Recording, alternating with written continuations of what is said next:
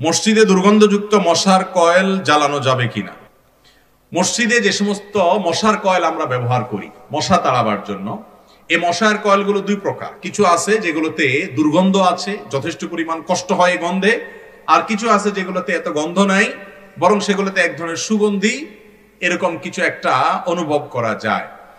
যে কয়েলে দুর্গন্ধ আছে, যেটা শুকলে আপনার কষ্ট হয়, এরকম কয়েল মসজিদে ব্যবহার করা জায়েজ নাই। এগুলো মসজিদে ব্যবহার করা যাবে না। যদি করেন তাহলে সেক্ষেত্রে মসজিদের আদব নষ্ট করার গুনাহ হবে, শামিল হবে। কারণ নবী করিম সাল্লাল্লাহু আলাইহি সাল্লাম বলেছেন, তাতাআযাল মালাইকা বিমা ইয়াতাআযা বিহি বনু আদম। মানুষ যে সমস্ত কারণে কষ্ট পায়, যেগুলোর গ্রানে, যেগুলোর দুর্গন্ধে মানুষের কষ্ট হয়, ওই সমস্ত বস্তুর দুর্গন্ধে ফেরেশতাদেরও কষ্ট হয়। অতএব মসজিদে যদি দুর্গন্ধ থাকে, সেটা মানুষের যেমন কষ্টের কারণ হয়, আল্লাহর ঘর মসজিদে অনেক ফেরেশতারা থাকেন, তাদেরও কষ্ট হয়। এই জন্যই কাঁচা পেঁয়াজ খেয়ে নবী করিম সাল্লাল্লাহু আলাইহি সাল্লাম সরাসরি মসজিদে আসতে নিষেধ করেছেন। কাঁচা পেঁয়াজ খেলে মুখের দুর্গন্ধ দূর করে তারপরে মসজিদে আসার নির্দেশ করেছেন। কেন? কারণ এতে ফেরেশতাদের কষ্ট হয়। বিধায় কয়েল যদি জ্বালান আর সেখানে যদি দুর্গন্ধ থাকে, তাহলে সেক্ষেত্রে এটি মানুষেরও কষ্টের কারণ, ফেরেশতারও কষ্টের কারণ, সেজন্য এটা জ্বালানো জায়েজ